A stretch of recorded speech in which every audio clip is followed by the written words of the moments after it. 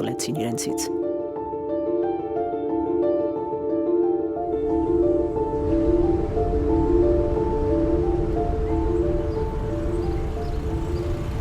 Աննա Հետվիգը գործի է դնում իր ողջ դիվանագիտական ունակություններն ու կապերը։ Քրիստոնեական առաքելություն դեպի արևելք կազմակերպության միջոցներով Հալեպի բլուրներից մեկը սեփականության իրավունքով տրվում է հայերին եւ այնտեղ կառուցվում է հայկական թաղամաս։ Բարձրանում է Սարեփթ անունով բնակելի շենքը։ Հայ կանայք այլևս ապրելու տեղ ունեին։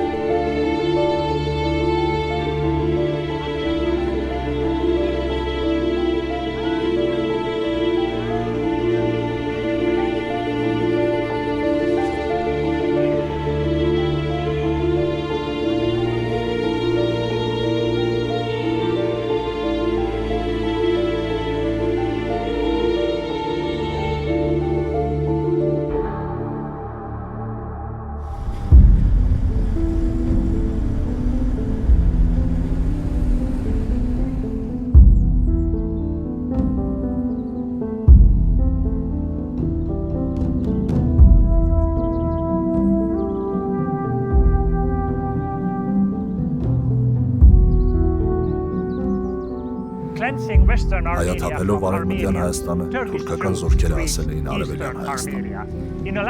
Մի վերջին կենաց ու մահու կռվով հայերը կանգնեցնում էին նրանց հաղթելով Սարդարապատի ճակատամարտում։ Երկիրը քայքայված էր։ Անօթևան գաղթականները մահանում էին քաղցից ու հիվանդություններից։ 7 տարեկան տղային Բուդիլը հարկադրված թողնում է Բեյրութի ֆրանսիական դպրոցում եւ շտապում օգնության գալ։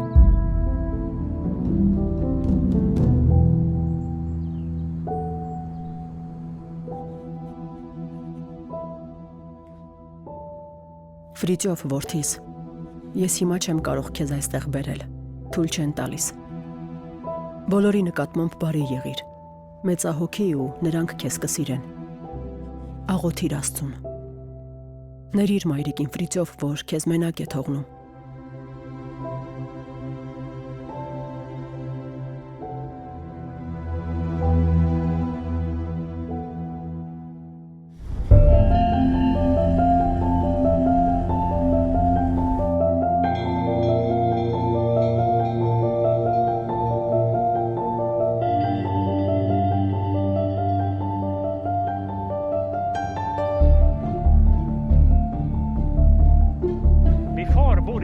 Մինչ Բուդիլ Կատարինա Բյորնը գալիս էր Արևելյան Հայաստան, երկիրն արդեն խորհրդայնացել էր։ Ալեքսանդրապոլ, ներկայիս Գյումրի քաղաքում նա հիմնում էր Լուսաղբյուր որբանոցը։ Այստեղ նրան բոլորը Կատարինա մայրիկ էին ասում։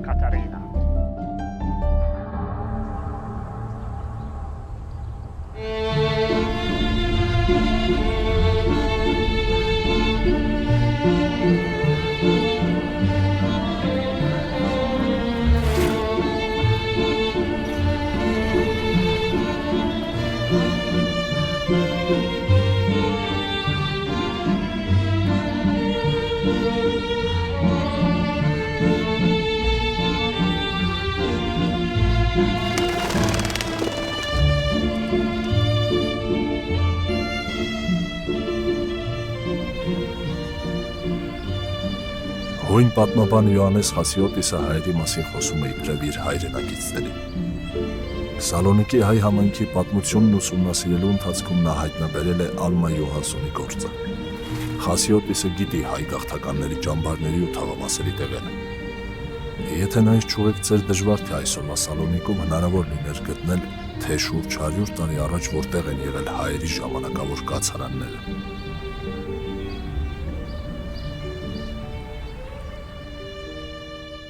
1 միլիոնի չափույն գաղթականների հետ Հունաստան էին տեղափոխվել շուրջ 80,000 հայեր։ Նրանցից մի մասը կարողացել էր կարճ ժամանակ անց ապաստան գտնել Սիրիայում, Ֆրանսիայում, Եգիպտոսում, Ամերիկայում։ Հունաստանում մնացած գաղթականների վիճակն աննկարագրելի ծանր էր։ Մերկություն, սով, հիվանդություններ։ Որևէ մեկին հիվանդանոց պարկեցնելու համար պետք է վազվզեմ, խնդրեմ, աղաչեմ։ Երբեմն դա ինձ հաջողվում է, երբեմն ոչ։ Ես պետք է համառություն ցուցաբերեմ։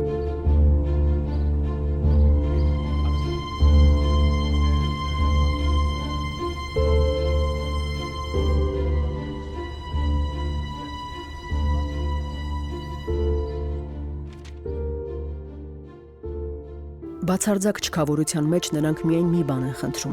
իրենց երեխաներին դպրոց տալ։ Նրանց ամենամեծ ցանկությունն է իրենց երեխաներին դաստիարակել որպես քրիստոնյա հայեր։ Իշխանությունների հետ ունեցած երկարատև եւ ծանր բանակցություններից հետո մենք կարողացանք դպրոց բացել։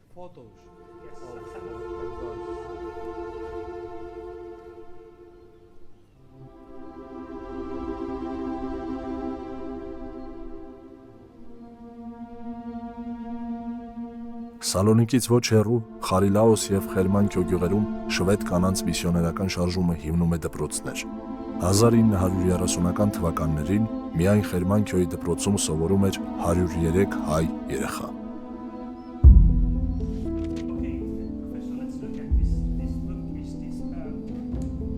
Մենք նաև մի փոքր խումբ ունենք, որտեղ 2 տարվա ընթացքում աշխատել են շուրջ 200 հոգի։ Նրանք հայկական հիանալի ասեղնագործ են անում։ Ալմա Յուհանսոնը բարբերաբար հոդվածներ էր ուղարկում կանանց առաքելության աշխատողներ կազմակերպության ամսագրին։ Նրա զեկույցներն ու հրապարակումները տարածվում են ողջ Եվրոպայում։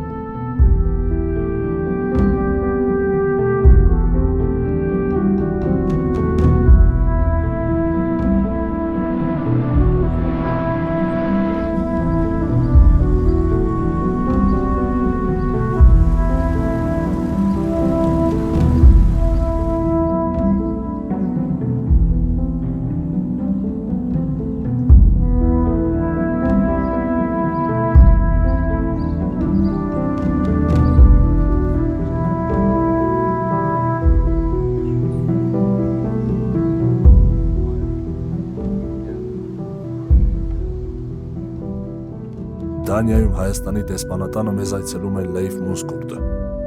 Նա գիտի, որ ես փնտրում եմ Մարիա Յակոբսոնի կորած ջամփրուկը։ Այդ հարցում մեզ չեն կարողացել օգնել ոչ թագավորական գրադարանում Սև Ադամանդում, ոչ էլ Դանիայի ազգային արխիվում։ Մունսկուրտը խորհուրդ է տալիս մեկնել Մարիայի վերջին հանգրվանը՝ Լիբանան։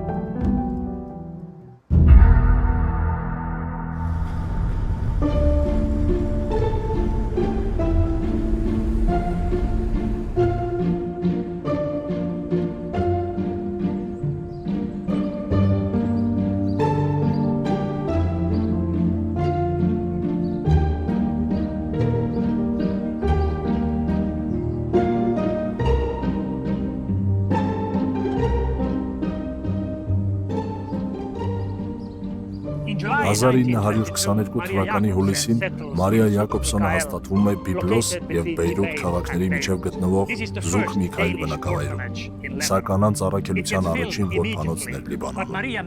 Այն լցվում է կայծակնային արագությամբ։ Յակոբսոնը հաջողացնում է նոր բնակատեղի ձեռք բերել Սայդա։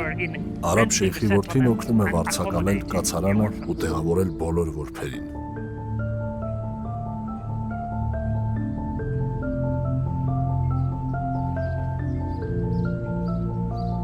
1928 թվականին Դանիայի կանանց առաքելության աշխատողներ կազմակերպությունը Մերձավոր Արևելքի ամերիկյան նպաստամատույցից ձեռք է բերում նաև Ջիբեյլի հայկական որբանոցի շենքը, որտեղ հիմնադրվում է դանիական թռչնոց բույն որբանոցը։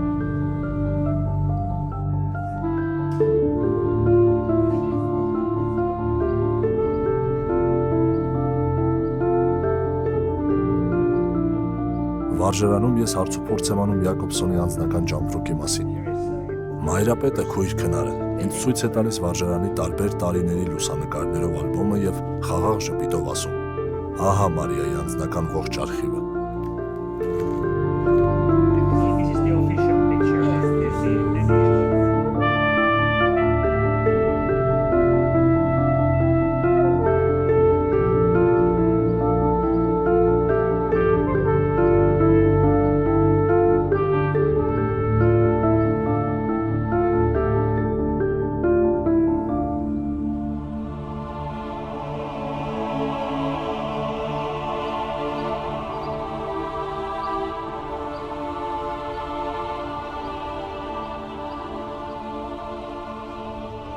«1970 թվականին թռչնոց բույնն անցնում է Անտիլիասի հայկական կաթողիկոսարանի հովանավորության տակ և գործում է մինչև օրս։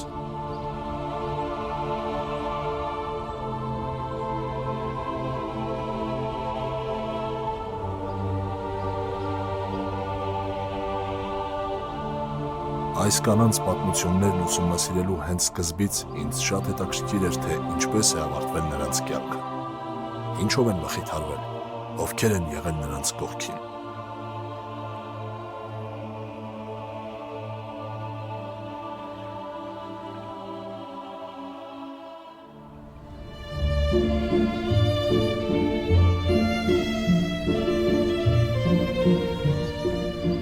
«1913 թվականին դեպի Օսմանյան Թուրքիա հայերի մոտ ուղևորվելիս Մարիա Յակոբսոնն օրագրում գրում է. Շոքեկարգը ճամփա ընկավ դեպի ուրիշ հայրենիք։ Սրանք ճակատագրական բառեր են մեր հին հերոսուհիների համար։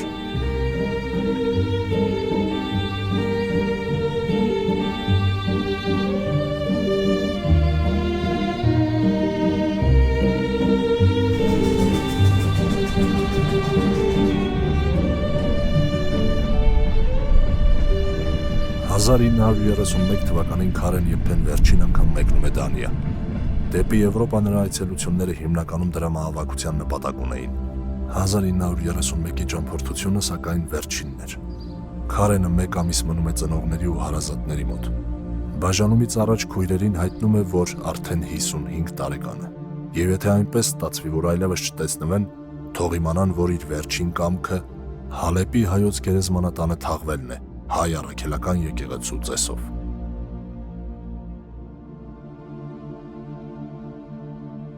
«1927 թվականին Քարեն Եփեն Հալեպում ստեղծում է նախակրթարան։ Այն ի պատիվ հայ եկեղեցու Կիլիկյան աթոռի այդ ժամանակվա կաթողիկոս Սահակ II-ի անվանում է Սահակյան։ Սահակյան ազգային վարժարանը հետագայում դառնում է կրթական լուրջ հաստատություն։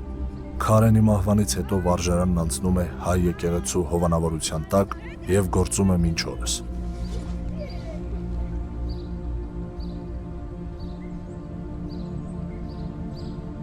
«1935 թվականի ամռանը Հալեպի Սուրբ 40 մանկանց առաքելական եկեղեցում Քարեն Եփեի հոգեհանգստի ծեսը կատարում է արտավազդ եպիսկոպոս Սյուրմեյանը։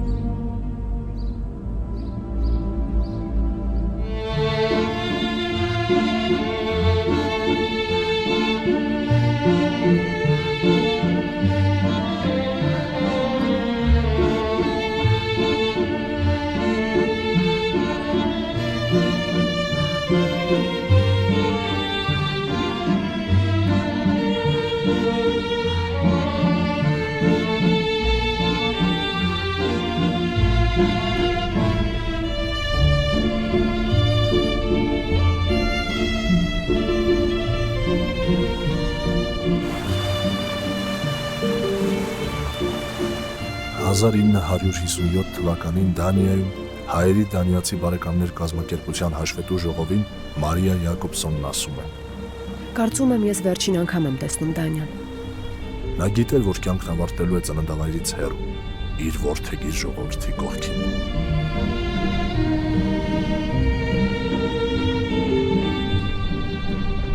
Մահվանից 1 տարի առաջ ծննդյան տոներին Մարիա Յակոբսոնը 600 նամակ է գրում և ուղարկում աշխարհի տարբեր կողմեր թրջնոց բույն վարժարանի նախկին սաներին և իր բարեկամներին մի խնդրանքով՝ իրենից հետո պահպանել թրջնոց բույնը։